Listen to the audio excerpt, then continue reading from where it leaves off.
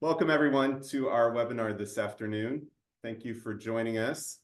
As always, I show up at these feeling very novice when it comes to using Zoom and all of that, so we'll get us started. So welcome to our webinar series. We've called it Nothing About Us Without Us, centering lived experiences of people with disabilities. And this is the second session in our series. Our first one happened a couple months ago and was very well received. That one's topic was about the built environment, and hopefully you've been able to see it. If you haven't, it is available. The video is available, and we've shared that in our communication, so you can get a link to that. Today, we're going to be focusing on human resources practices, which is, of course, near and dear to me and my department partners, as the Assistant Superintendent for Human Resources, of course. And our title is Building an Accessible Workplace, Hiring, Supporting, and Retaining Talent with Disabilities. And so we're very excited that we have a group of panelists that are with us today that are going to be sharing lots of important information with us. I do want to begin with a land acknowledgement, and if you'll allow me to just read this for you. We acknowledge the original inhabitants of this place, the Sadobish people, and their successors, the Tulalip tribes, who since time immemorial have taken care of, hunted, fished, and gathered on these lands. We respect their sovereignty, their right to self-determination, and we honor their sacred spiritual connection with the land and water. By acknowledging these homelands, we commit to working with tribal nations to further the education aims they have identified in our classrooms and schools. Thank you for listening to that. Our agenda, it's pretty easy.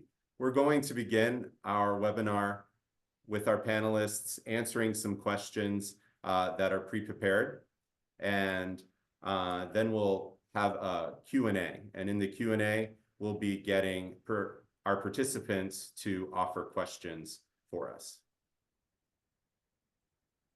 I do want to take the time to introduce our panelists. I'm going to show everyone's name here now, but when I stop sharing my screen, then we'll have each of our panelists introduce themselves to our participants. So we have Melissa Peterson, Corey Clark, Laura Baker, and Priscilla O'Brien.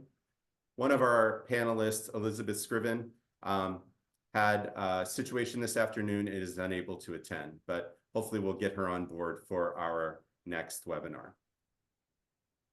Before we move to the next part, I just want to give some acknowledgements.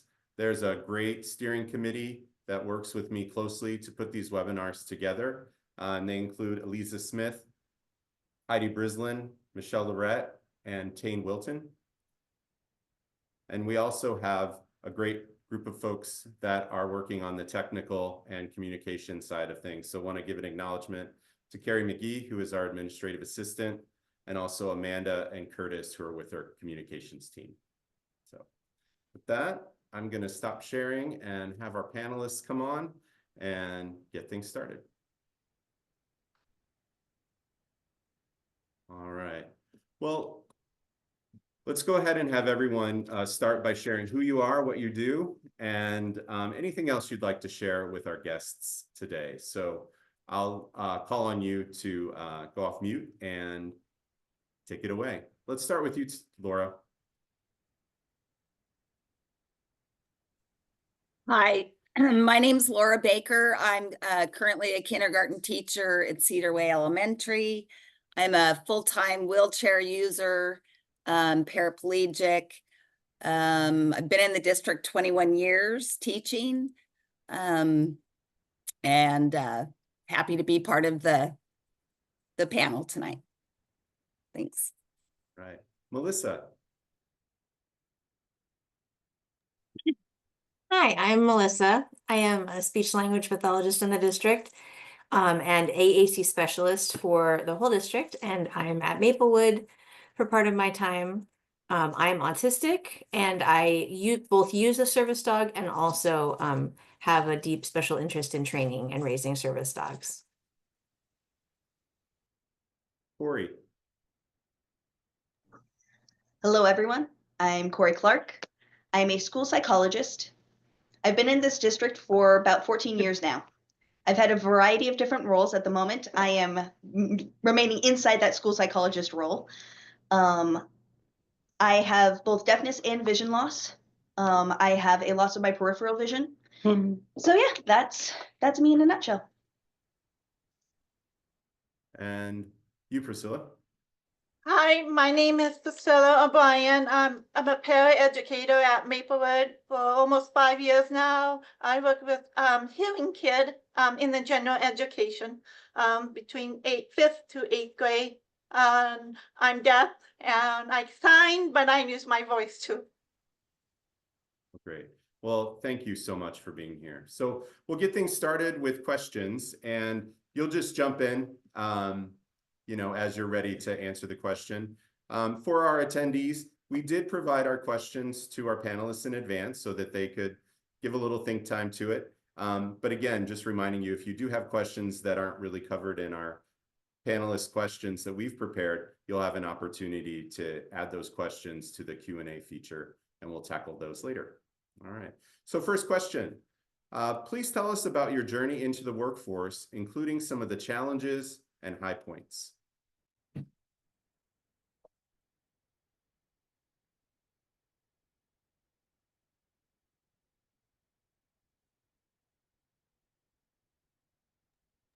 I'll go ahead and start. Silence is hard for me. Oh, no, go for it. Go for it. Okay. So, Okay, sorry. I'm sorry. My journey started I was hurt at 16, so I've spent my entire journey into the workplace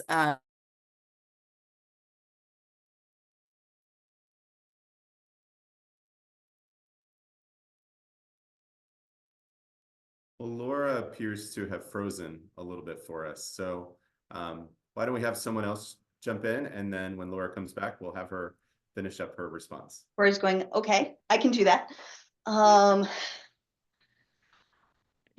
for me, I did receive DVR support because I am deaf, and I knew I wanted to be able to go to college and focus on working with deaf students. It was out of state. I went to the Rochester Institute of Technology, and I got my undergraduate degree there. Once I graduated, I went for my master's degree at Gallaudet University. Gallaudet University is the only university for the deaf in the world.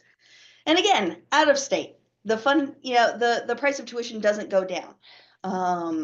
I was very grateful for having the Department of Vocational Rehabilitation providing additional support, and I was able to avoid some of the financial barriers. I finished my undergrad that way. I got my master's and my 1 year of internship through Gallaudet that way. And my internship was actually in Edmonds School District. I never left you guys.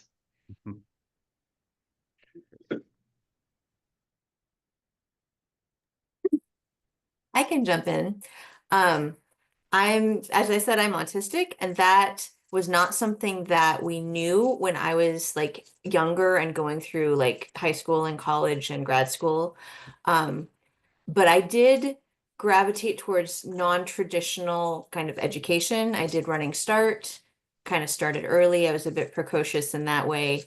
And then I took a gap year and then finished off my degree at the University of Washington, and then took another gap year, and then ended up doing grad school at Western Washington, which is where I got my degree to be a speech language pathologist. I was recruited at Western to come and work for Edmonds. Dennis Burkhart recruited me, if anybody remembers him. And that was back in the days when they would tell you, hey, if you come work for us, we'll give you a laptop to work on. Like that was the fancy new thing. So I've been here for a while. And yeah, that is how I ended up getting into Edmonds. A couple years ago, I was the Washington State ESA of the year, which was a very fun thing. That was kind of a high point. And yeah, and here I stay. And Priscilla. Right, be next. I've been deaf since I was 18 months old, and then I received my childhood education mostly in DHH program, which stands for Deaf Hard of Hearing program. Until I went to high school, I went to private school with no interpreter for 4 years because it's a private school at that time. The ADA was a thing for the private school. Anyway, and then I went to college out of state. They provide all the things I need, like interpreter, fire alarm is flashing, closed caption, everything that I need. That was awesome. Then after college, I got bachelor degree working at Fred Hush as a lab technician for almost 10 years. And then became a stay-home mom, and then I went back to then I became a peri-educator at Maplewood for 5 years now, working with general ed, and now I'm in the process of getting my master's degrees in elementary education and certificate. Yeah, Outstanding. and I'm almost done. Great.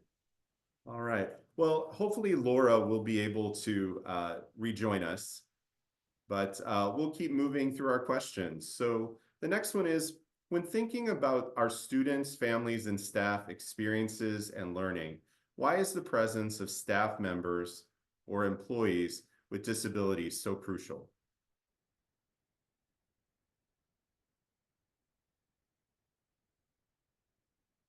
I would like to bring that up. I like the idea of having a balanced approach where everyone can bring in their perspective, and it makes it feel like a more inclusive community.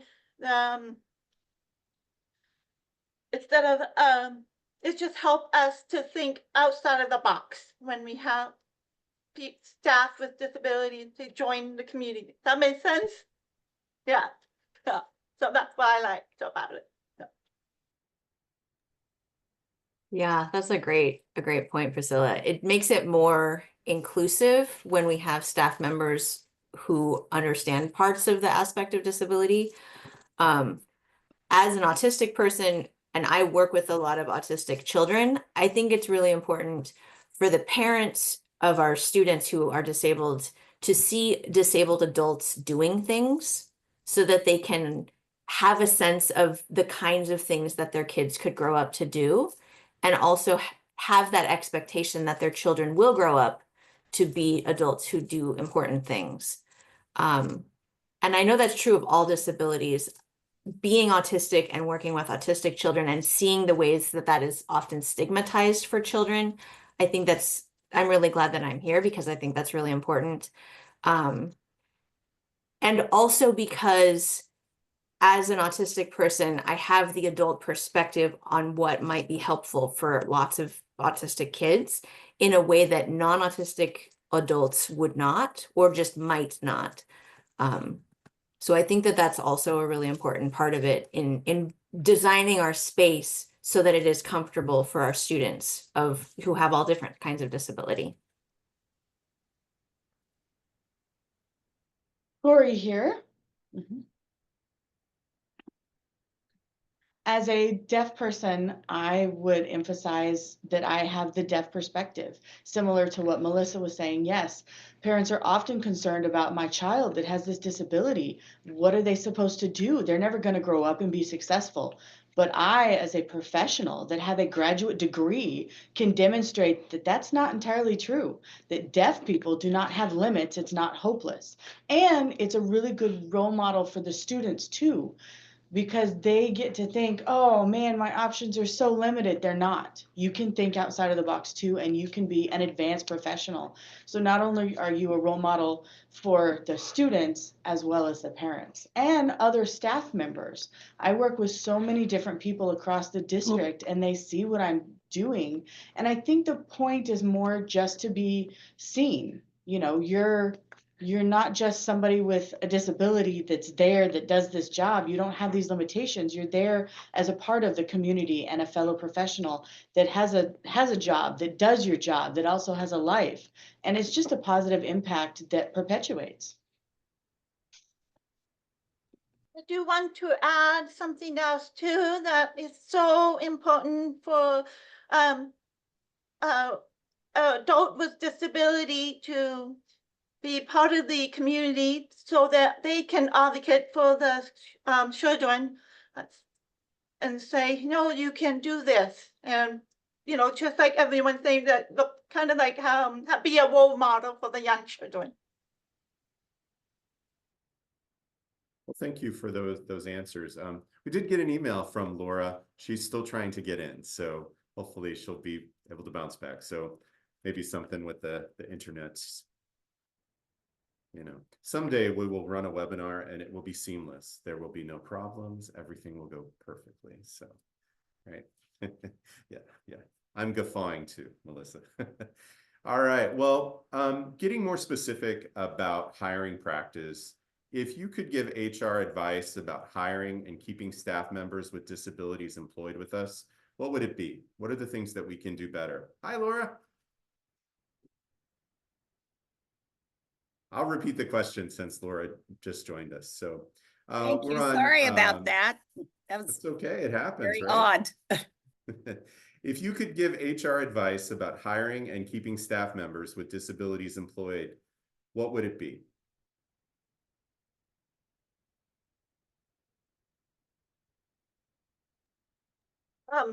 I do want to say it's so during the hiring process that it's important to look at the qualification and not worry about, as a deaf person, how am I going to communicate with staff member? Because that happened to me at two different interviews.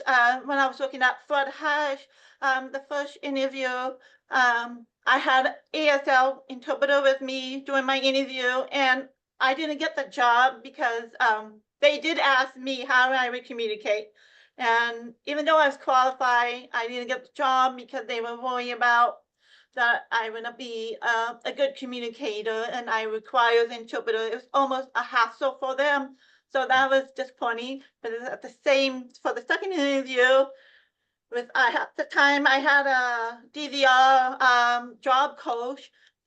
She recommended that for the second interview, not to have an interpreter for the interview, just to show that I can speak and communicate without the need. So that part was frustrating. But I did get the job, so I don't know.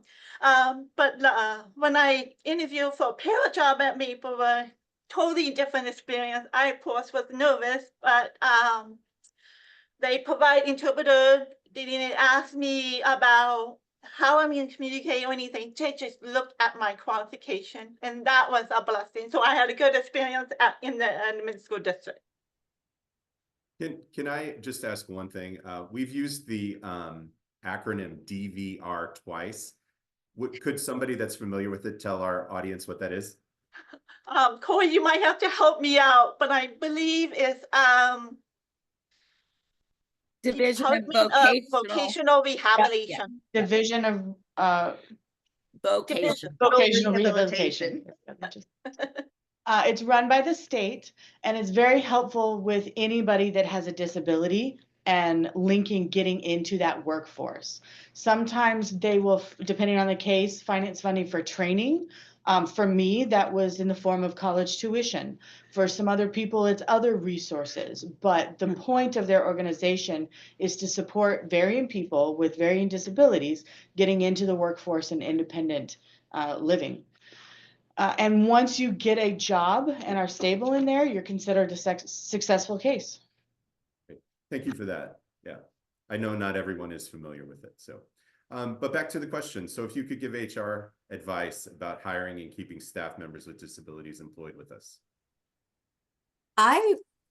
One thing that I think might be helpful in terms of keeping staff employed and just supporting people who have disabilities in their work,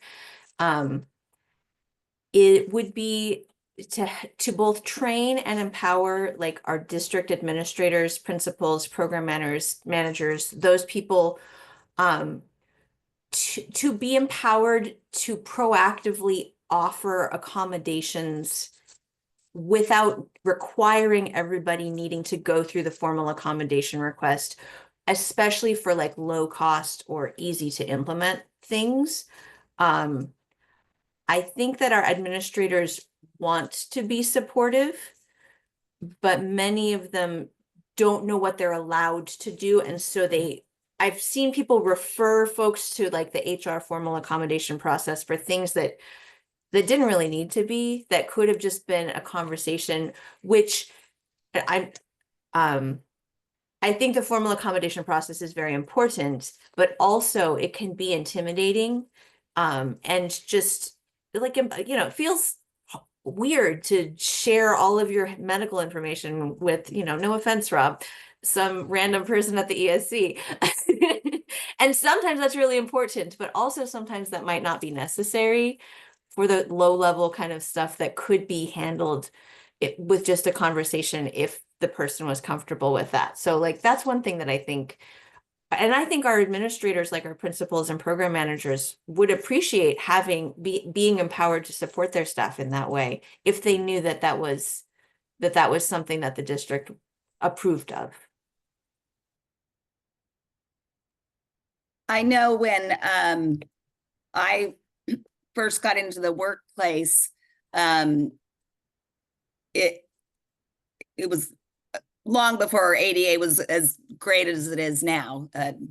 But having to like, even there was a time when I didn't want my disability to be the first thing people knew about me.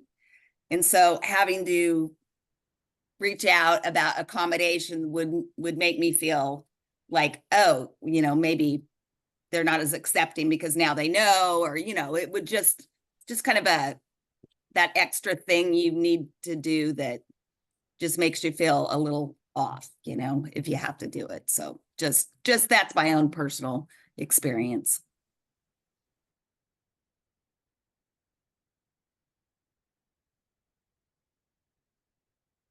But I was thinking, some of those small proactive things that could be done, just like simply making sure that interviews are done. Like if it's, for example, I've been to other schools in the district that everything is upstairs. There's no access with out an elevator key. So even just having things on the first floor, if it's a 2-story building, I mean, the ESC obviously isn't an issue, but that makes it very, because you have to find somebody with a key, and that's not always an easy thing. So something like that would be really easy, I think, to think about. Sure. That makes sense. Corey, do you have anything for us for this one?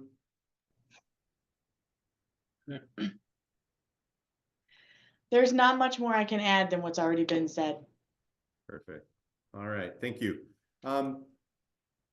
Next one is, what do you wish your coworkers would understand better about working with people with disabilities similar to your own?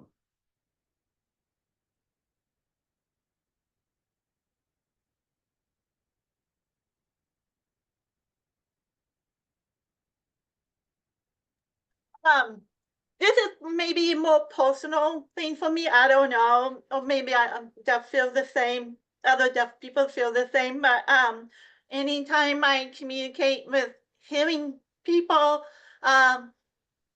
especially when I use a ASL interpreter, it's so important that there's a wait time.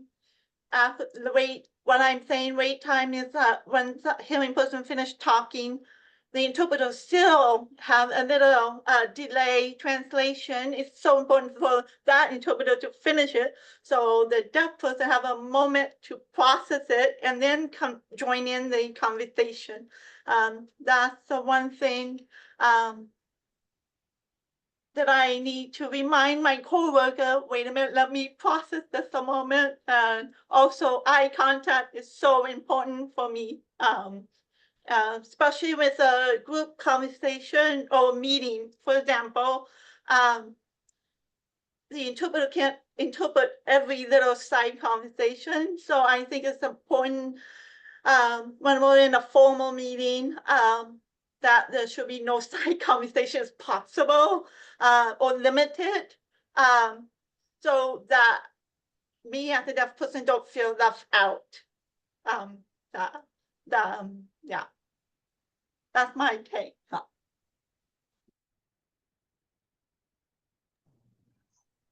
Corey? Yes, do have something to add to that. For training for new things and learning a new program or whatever, I oftentimes run into frustration. People are presenting and sharing things on the screen and they're going through the steps and the slides at an expedited rate.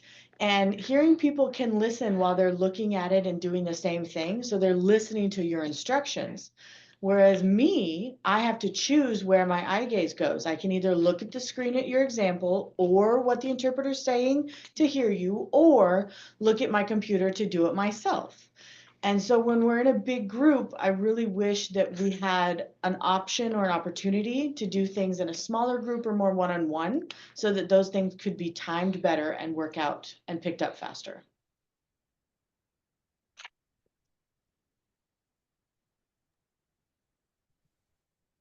What I would say to this question, as a person with an invisible disability, what I wish that my coworkers knew about people like me, is that we're in the room.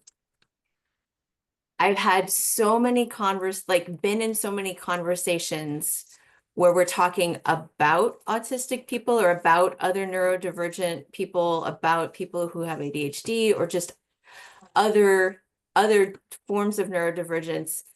And the conversation clearly assumes that all of the people in the room, that all the staff people are the normies, and that those other people are the people who have this X, Y, or Z. And we're sitting there in those trainings, in those conversations with you. And especially for women who are neurodivergent, many of us they call it high masking, which means we can pretend to be not like we are. We can pretend to have neurotypical brains to pass, essentially. And that's a lot of work. And it's not always very effective, but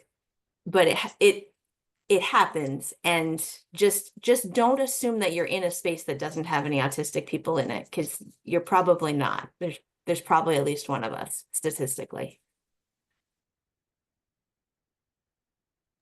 So mine's a very personal experience. Of course, my difficulties typically are the physical environment. So there's a couple of things. Our building's pretty old, so it doesn't have some of the more updated ADA things like some of the newer schools do. But we have one bathroom, only one single. It's a 2-stall bathroom in our school that I'm able to use, and it's often being occupied by other people. It's got a lock on it, and so I have to wait because there are 15 other stalls down the hall, but I have to wait because that's the only bathroom I can use. So it's been uncomfortable. I haven't known how to, I don't want to say that that's my bathroom, it's not, but I also have more of an urgency when I need to go. And so it's I don't want to bring that up, so that I don't know how that fits into the conversation, but it's definitely something that's a barrier for me. It's at work. The other thing is that when we do things in our library as a staff, it's usually very crowded. And there's a lot of those mixers, and those go right on the chart paper things, to put your feedback on it. And I'm not able to participate in that because there's just no way I can get around. So just maybe not, just a forethought, another one of those things you could think ahead about, and just planning the professional development things that happen, things like that. All right. Well, thank you for those answers. Next up, how can school districts' leadership team foster an inclusive and supportive environment for educators and staff with disabilities?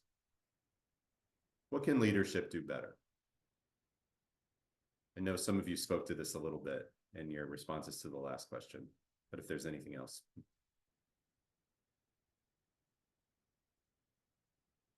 Um, Go ahead. making sure that district vehicles don't take the handicap parking. Hmm. It's a bad look. And that's, I've had that happen a couple of times, so just maybe a way to just, is, you know, put that out there just for the district, people that have district vehicles, that's they should find alternate places. And when they plow the snow, to make sure it's not plowed into the handicap spots also.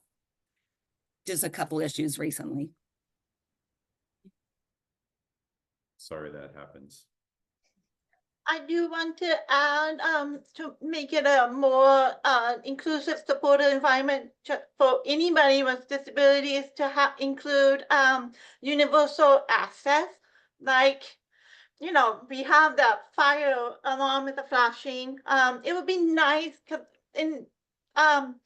in school there's intercom. It would be nice to have a live closed captioning, because sometimes I don't have interpreter on hand and there may be emergency and I need to know, especially when I become a general ed teacher, I need to know if something gonna happen, whether it's gonna be a lockdown or a fire what's the word? You know, fire situation, whatever.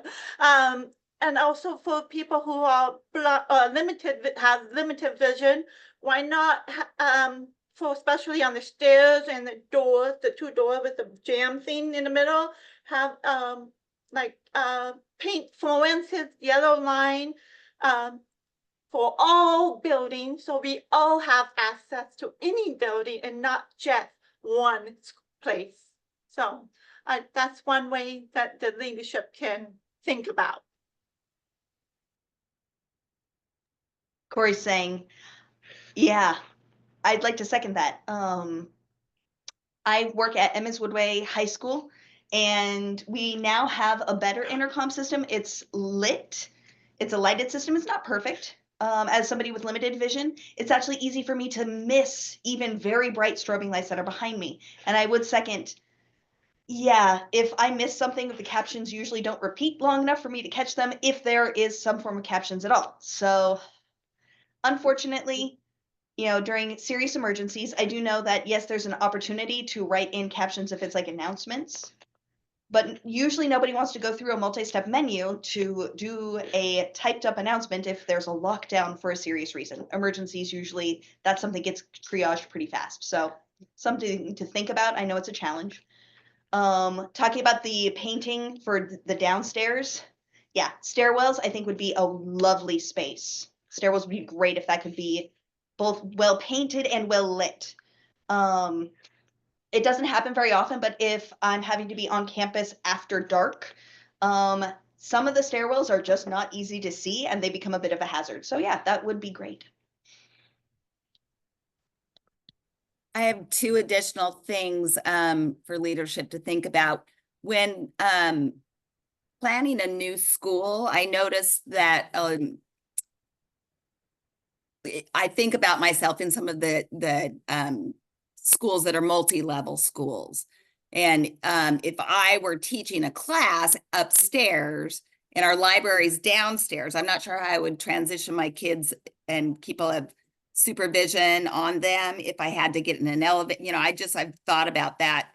If there's a way to have some classrooms and the main things on the floor level, that would be, and maybe that is considered, but I have not seen that in all the schools, so I haven't been to them all though.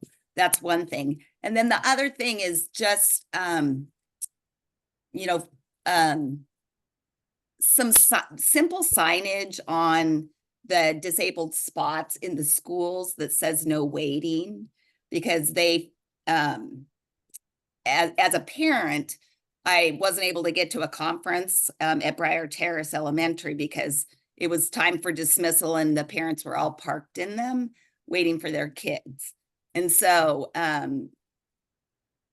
we have that issue all the time at our school. I just don't know how to handle that. I've mentioned it to administration before, but I thought maybe even just a simple little sign underneath that says no waiting would maybe help a little bit on educating, people about using those improperly. Yeah.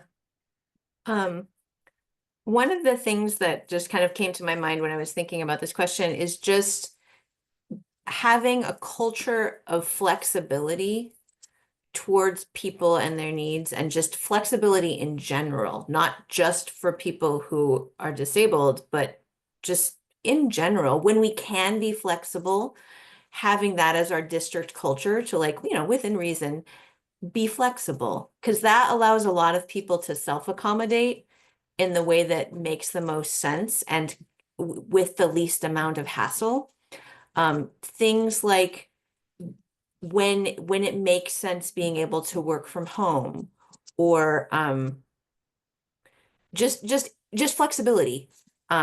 Flexibility in the way that we provide things, having things written, and maybe video directions, flexible like ways to access information.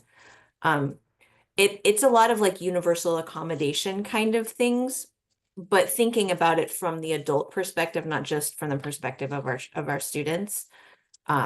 Flexibility with deadlines, just be flexible.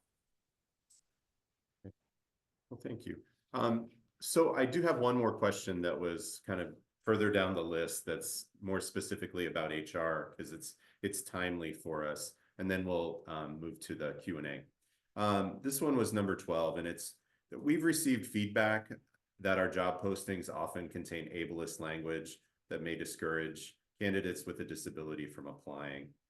Has this ever been your experience, and what would you advise us in HR to consider when crafting the physical requirements, which are required to be included in our job postings?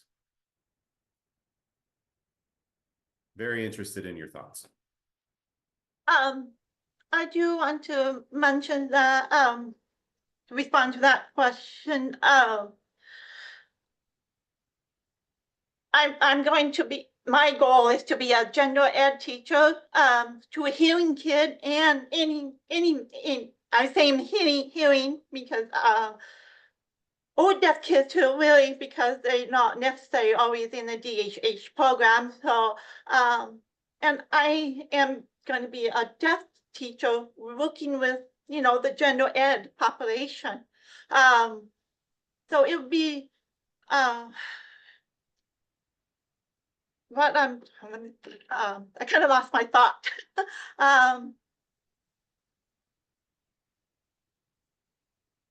I'm a little nervous about not being able to be hired as a general ed teacher, and I don't want to be assumed that I'm going to be working with, I should be working with the DHH kid, So I want to change that mindset that anybody should be able to apply for whatever position, and we'll figure it out as long as the qualification, if they meet the qualification. Yeah.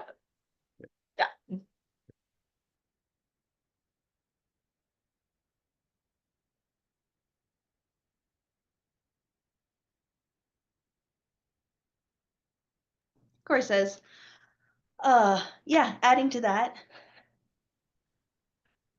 I haven't actually looked into job posting in a very long while from this school district. I do remember previously on my job hunting is for staff positions or any other type of job application, they say you need to have a driver's license.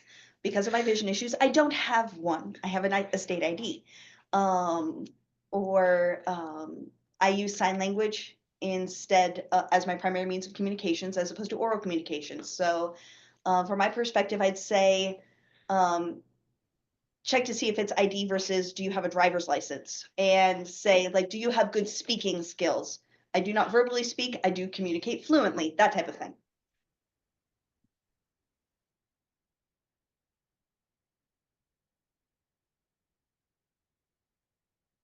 All right, well, let's go ahead and ask Elisa to join us. And we'll open up the Q&A. So I see a couple of questions in there that are coming from our participants. But for all of our participants, if you do have questions, please pop them into the Q&A.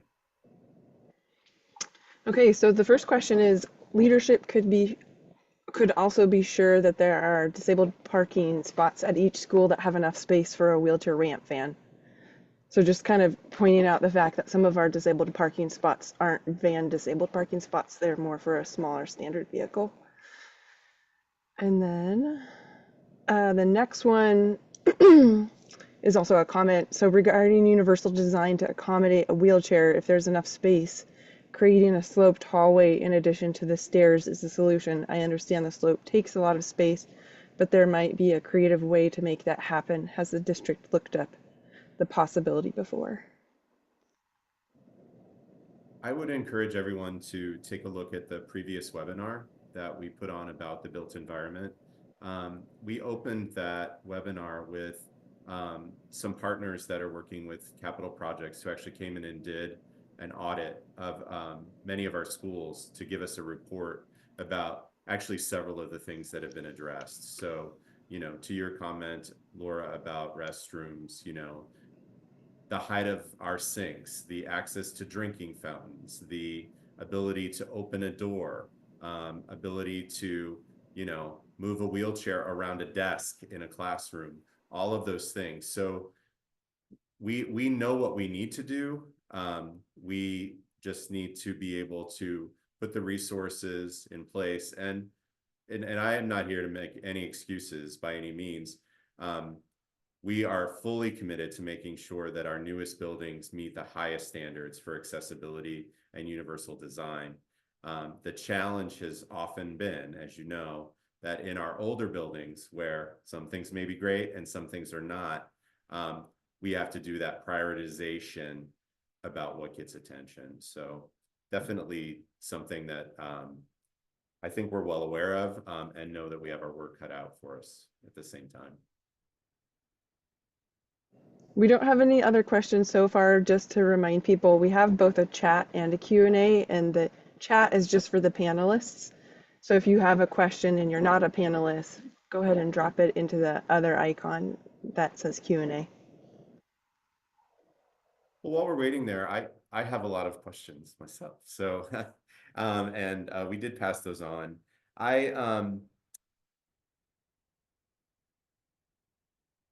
Just kind of pick here. Here's another question. Sorry. Oh, perfect. Somebody said the president's dismantling the federal Department of Education, and how will that affect our district?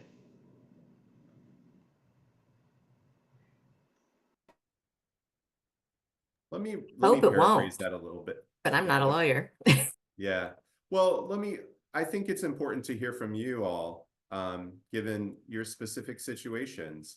Kind of what's on your mind as you think about something as grand as and potentially damaging as taking apart the Department of Education and all the enforcement and compliance work that it does.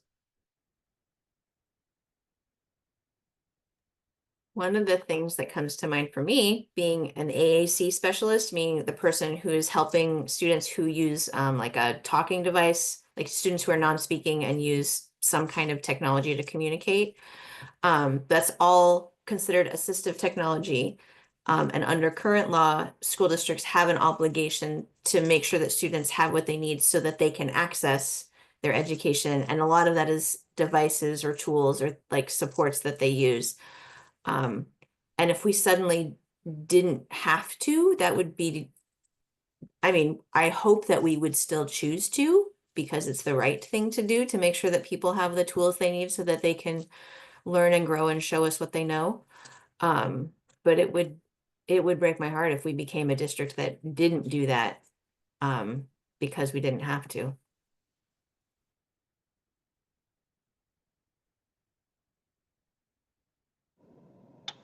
And then another question, or do other panelists want to answer that?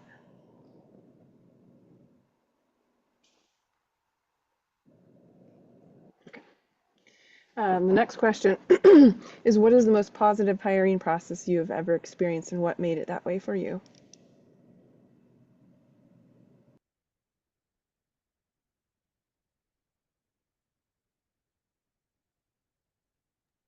Well, for me, when I applied for a paraeducator job at Maplewood, they asked me what do I need for the interview, to be accessible, because they knew that I was deaf because I had kids at the school,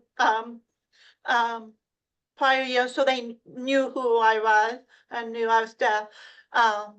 So I said I need an interpreter, and they said no problem, and I was like, okay, great. So that has been a positive experience for me compared to my previous interview from Fudhatch. Yeah. I know that because three of our panelists are longtime district employees, so I don't know that you've gone through a hiring process per se. So maybe it could be, you know, sort of anecdotal things that you've heard, or maybe you've been on a panel and actually witnessed that would be something that happened that maybe we could learn from.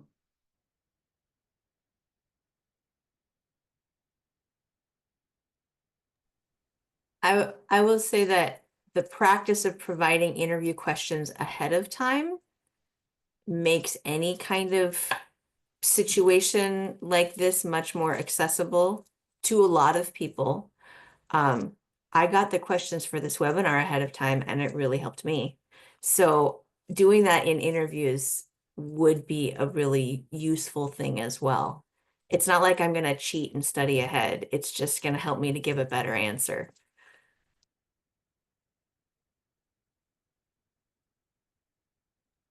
I've just had I've been fortunate to have really good experience. And I just ended up interviewing with people that kind of gave me a chance, I guess, you know, that didn't assume there wasn't a way around the things that were, I just have to do things different, you know, and I feel like my experience has been pretty positive. And maybe it's just because I've always been in healthcare or education. I don't know, but that's been my experience, luckily. So.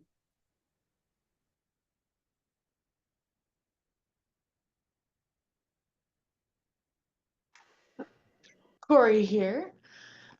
Really, again, I interviewed 14 years ago when I got hired with this district. I was really fortunate to be in this district because of the really strong deaf program that's already here. And because of that deaf program, we've had some deaf program directors, and I've also been invited to a lot of panel positions for other interviews. So over time, there's a lot that has changed. In the beginning, the interpreters were not the best match. But luckily, because the person, when I was initially interviewing, the person that I was interviewing with, they knew who I was and they recognized that. And so they made sure that it was not a negative reflection of my interview to have interpreters that just didn't work well that day when I answered those questions. So that was a real highlight, but focusing on the service and then making sure that the interpreters that are provided are proficient, especially in an interview, that's a really important aspect. Mm-hmm. Okay, another question is, or comment is, I've been hoping that we would move towards making sure that all presentations and materials sent out to staff and families and classroom instruction meet accessibility criteria set up for text readers, alternate text, captions, reading order, etc. Do the panelists feel that this is a direction we should be moving and training staff on how to create all materials with accessible content? Yes.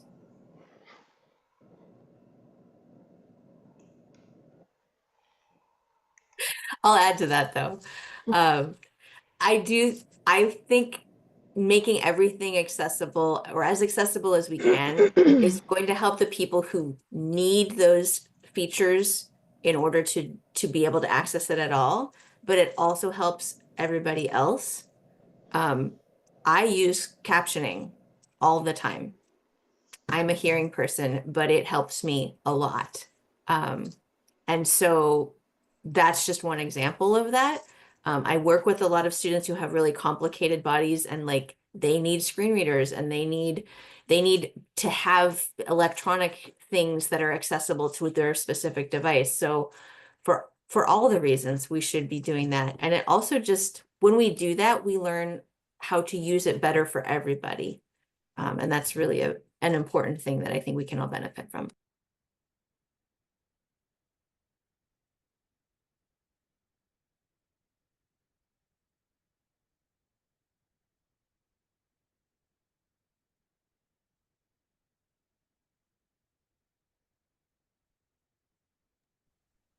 Anything else in the, oh, I- go for it, Priscilla. I do want to ask, add something to the access to materials and presentation for during any training. In the past, sometimes the meeting comes up at the last minute and doesn't give me a chance to request an ASL interpreter. And that's been an unfortunate for me because even though they have presentation the slide, it doesn't give me enough full access of what I need from that meeting. And I think it's important if there's going to be a meeting, it should be at least 24 hours. So there's time for me to get my combination in time. Yeah. Okay, I'm going to jump ahead to a different question. The person said, I'm not trying to word this. Have any of the panelists felt looked down on or dismissed by colleagues in their building, and how you dealt with it? And I would also add to that, it's not my question, but I would add to that, what are ways that you feel like people start out with looking at barriers caused by your disability as opposed to who you are as an individual or strengths that you bring because of your disability?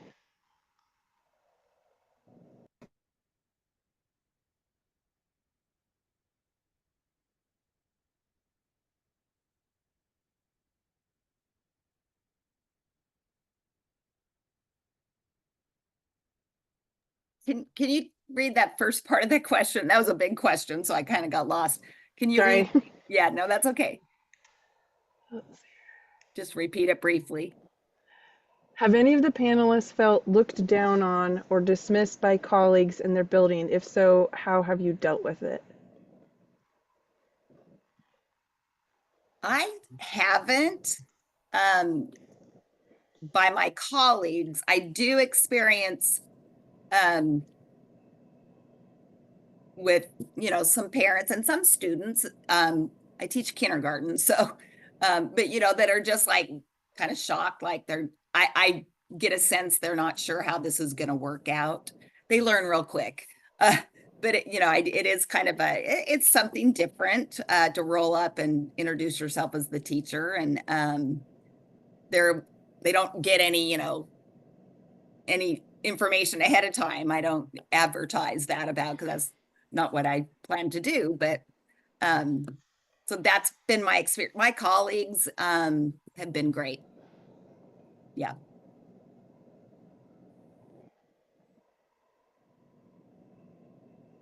I did have one situation one time. Overall, it's been great with my college, but there was situation where they say, "Oh, closed caption is just a hassle. Why bother?" And I was just taken back by that comment, and I didn't have a chance to respond because I was in shock that that was what I was taking. So that was the only one that I've experienced, but overall, it's been positive.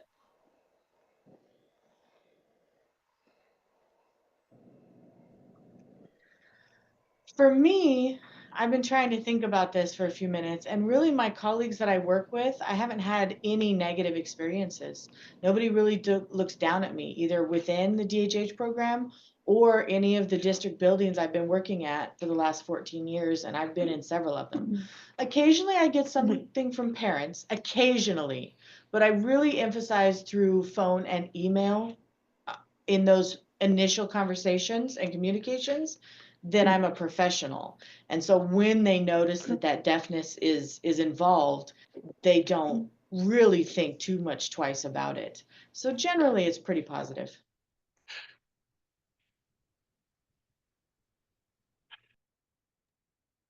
I would say having one of the invisible disabilities, the common reaction from my colleagues is just surprise, which is fine. I found it a little surprising myself. From colleagues and in general from like administration and just the district at large, I've had a positive experience overall. The few times when there has been friction, it's mostly been around communication differences, like around just how neurodivergent people tend to get to the point, and at least me personally, not into small talk. I'm sure you're feeling fine. You don't need to tell me about it. Those kinds of just direct communication things that have gotten some negative reactions, and that's just something hard, especially because that's usually when there's a power difference as well between myself and the other person, with them being a level or 2 or 3 up. That's the only situation that's really been more tricky to navigate, just reactions to the way that I communicate instead of what I'm saying.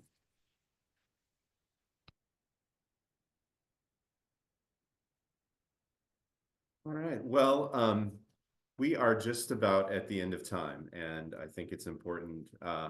Everyone's had a long day. We don't want to go any longer than we can, but a couple of closing comments.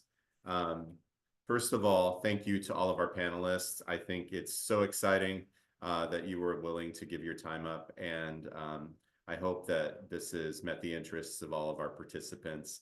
I do know that several of my colleagues, knowing that we're going to record and then distribute the recording very soon, weren't able to attend today, so they're looking forward to that. So, don't, as a panelist, don't feel that only 19 people that were able to attend directly today are going to get to see it. It's going to be viewed a lot.